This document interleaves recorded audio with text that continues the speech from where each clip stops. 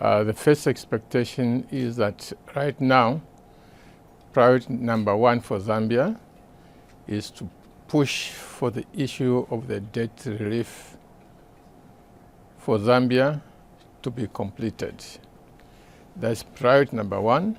This is so because as long as the debt issue remains unresolved, uncertainties remain in the economy in terms of investment, in terms of people who participate in our local financial markets. So this is causing uncertainty, and we need to get the matter resolved. So in coming here, we are talking to executive directors of various countries, especially those with the biggest influence at the IMF and the World Bank, to plead with them. I know they've been assisting a lot, but to plead with them just to keep on pushing and get this matter resolved. That, I think, is the main purpose of this particular mission. Of course, beyond that, we have relationships with the IMF and the World Bank. So a number of projects, for example, that are funded from the World Bank, we're pushing for them to move forward. So that is part of the reason why we are here. So currently, what would you say is the economic outlook in Zambia, looking at the debt situation? How challenging does it make the overhang of this debt issue? The economy is doing reasonably well.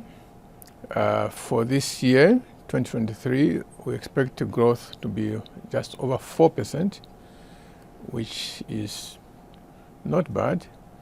Inflation is just under 10% for more than 20% sometime last year. But where we have challenges is the issue of jobs and youth unemployment. This is why we need to get this matter of debt to be resolved, because there are people waiting to get this matter resolved so that they can come and invest into our mining, into our agriculture, into manufacturing, tourism, and so forth. So we need the debt to be resolved so that we begin to make a mark on employment, especially for the youth. Mr. Finance Minister, talking about the debt situation, recently in Lusaka, your capital, the U.S. ambassador and the Chinese ambassador made a statement about Zambia's $14 billion debt. What does this mean for Zambia and for these two countries to saying they'll put aside their differences to help Lusaka literally to manage the debt situation? What does this mean for you? First of all, we are very grateful that we've had a number of important visitors from the U.S. in Zambia. We had the Treasury Secretary coming to visit us, followed by now the Vice President of the U.S. Visiting us. I'm sure from the other side also, since you talked about the Chinese and American ambassador, we shall certainly see also important visitors from that country. The statement by the two ambassadors is very important because China is a creditor country to Zambia, okay? But also has been donating. The Chinese have made a lot of donations to Zambia. America similarly supports us a lot, especially in the area of health. It's no secret that without American support, HIV/AIDS would have wiped out bigger portions of the Zambian population.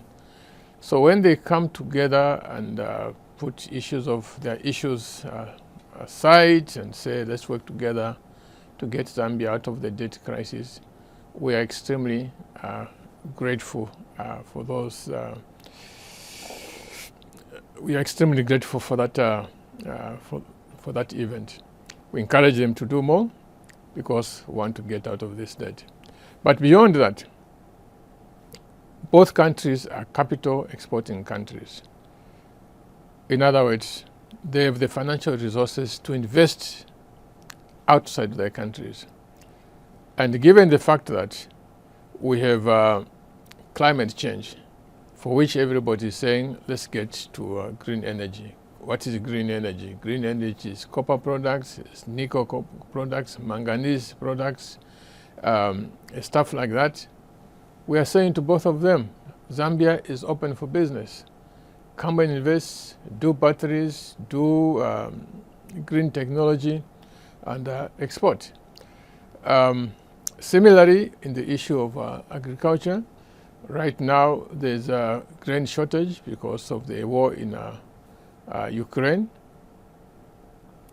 We are saying Zambia has a lot of empty space. We want to be an answer to the grain shortage of the world. How do we do that? Open up space, put infrastructure, roads, power, and then we go to investors wherever they are, come and invest with us so that we become an answer to the issue of global food shortages. So China, America, they are welcome, but we are also going to go to other countries. It's not that we're just focusing on those two. We'll be going to countries like Brazil, we'll be going to countries like South Africa, we'll be going to countries like Vietnam to work with us to grow more food for the world. With the attention you are getting from Washington, Treasury Secretary Janet Yellen coming to your country, Vice President Kamala Harris coming, how does Zambia position itself economically to utilize the attention, especially from business interests in the U.S. in Zambia? How do you attract these investors using these recent visits? The recent visits, once again, are very important, and we don't miss an opportunity to explain the opportunities that are available in the country, in the production of minerals. We are talking about value addition to these minerals within Zambia. What we've done on our side is to create conditions at home for investments, for private money to flow in. I want to make a distinction between why the Asian countries have raced ahead of Zambia compared to us on the African continent. In the 1980s, data showed very clearly that Asian countries were attracting massive amounts of foreign direct investment. It is that money that was going to Asia that has transformed Asia to being what it is today. Basically, Asia has become a factory, one of the biggest factories of the world, producing textiles, producing electronic goods, producing food. So in the same manner that FDI transformed Asia from poverty that was worse than African poverty to countries that are well respected and advanced, we believe the same thing can happen to Africa. But we have a responsibility because investments goes to countries where the entrepreneurs feel that their money is safe, their money is going to make a return. So these are the conditions that we need to establish in our own countries, where money is safe, people can make investments, the rule of law is good, fight against corruption is there. If we do those things, I think you'll see a transformation of Africa taking place. But do you have the mechanisms and the measures in place? So if these private businesses and organizations invest in Zambia, their investments will be protected, i.e. you have the independence of the judiciary to handle cases of dispute. Will the investments be protected if there is a dispute? And how will the government, what are some of the measures the government has put in place to ensure that these investors will have confidence that their investments will be protected in Zambia? Mm-hmm. The measures that you are talking about, they are not just good for foreign investors. They are also good for local investors, because local investors also sometimes suffer from judiciary that is slow, takes a lot of time to make judgments, commercial disputes not properly handled. That is not good for any businesses, local or foreign.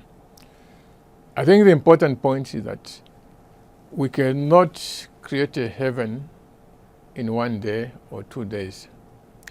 This is a process that we have to get started, push very, very hard. The investors out there are aware that the world is not perfect. But once they see that you are making genuine efforts consistently to bring about an environment that is conducive, they will take the risk. Okay? They will take the risk. These other countries, like the Asian countries that we speak about, it's not as if they became wonderful investment destination in 1 day or 1 month or so forth. It took time, but people realize the trend has started off. It is reversible. Let's go and invest. So we can do the same in Africa.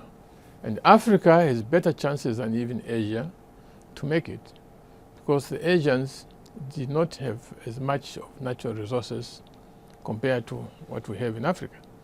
You know, their populations are huge, so land is scarce. They don't have as many minerals as us. We have more of these things. So what is just required is to create an environment that is conducive, and we shall be shocked in the manner by which Africa can be transformed. Is there a political will to actualize this in Zambia? In Zambia, yes, there's a big political will to do these things. But again, let's not wait until everything is perfect. My view is that whichever country is ready to get started, let them get started. Already you can see a country like Mauritius. Mauritius is not what it was in the 1960s. It has transformed. So we are learning from that. We are also learning from other countries within Africa that seem to be transforming. And when that happens, you learn a lot from what your neighbor is doing. And I'm sure many people will copy, whether it is Zambia, whether it is Mauritius.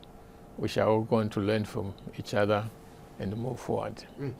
Finance Minister, I understand there is a staff agreement between the IMF and Zambia about revenue generation and, you know, subsidy removal to ensure that Zambia is more on a sound footing. Some people have expressed concern that some of these conditionalities might negatively impact on the Zambian people, especially those youth you talked about who don't have jobs.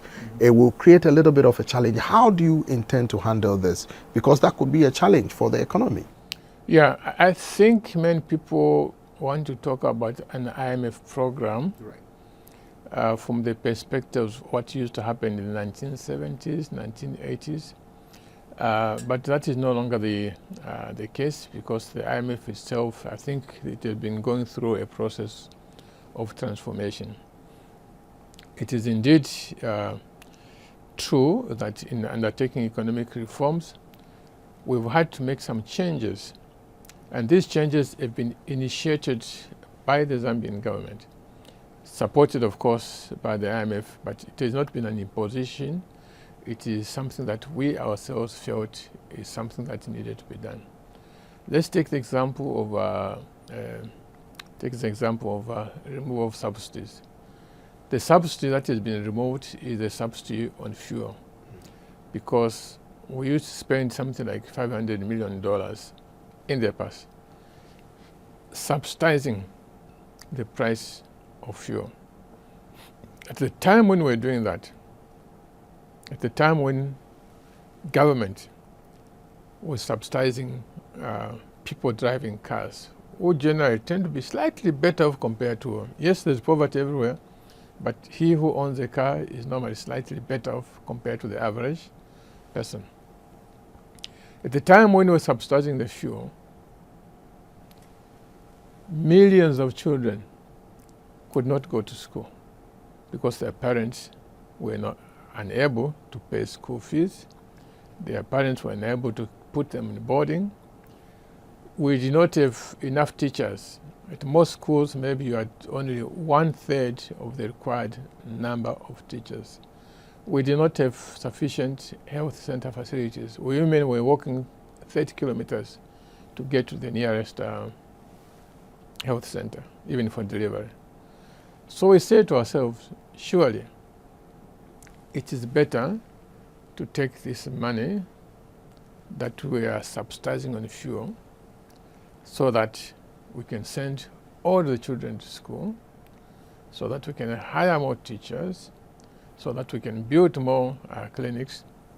So yes, money was moved from fuel, but the same amount of money was taken back to society to do things that we thought were more valuable for the country: sending children to school, building more clinics, hiring teachers.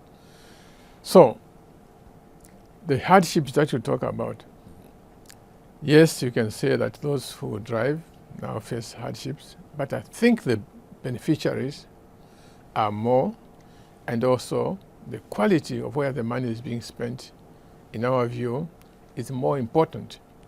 And for that, I think we've done the right thing, because the Asian countries that we're talking about, why is it that they've done so well in spite of the fact that their natural resources are limited? They've done well because the human capital, the money that governments spend on human beings to give them education, to give them skills, to give them, it is those skills that have managed to make the Asian to be more productive, because they have the know-how. So if a country ignores children failing to go to school, just know that you are headed for trouble, because the human beings in your country will be an incapable human being. Now, what do you say to critics who are of the view that the government has presented, or often present, lofty economic numbers, healthy growth numbers and all that, but that it's not reflective in the day-to-day lives of the people? How do you react to or respond to such critics? There are, in fact, certain things that are already reflecting on the lives of the people. I talked about children who are failing to go to school. Right. Now there are a lot of children going to school. Surely, if I'm a parent and I was failing to send my child to school, now the government is paying my school fees, I must be honest and say this is a big change for my family.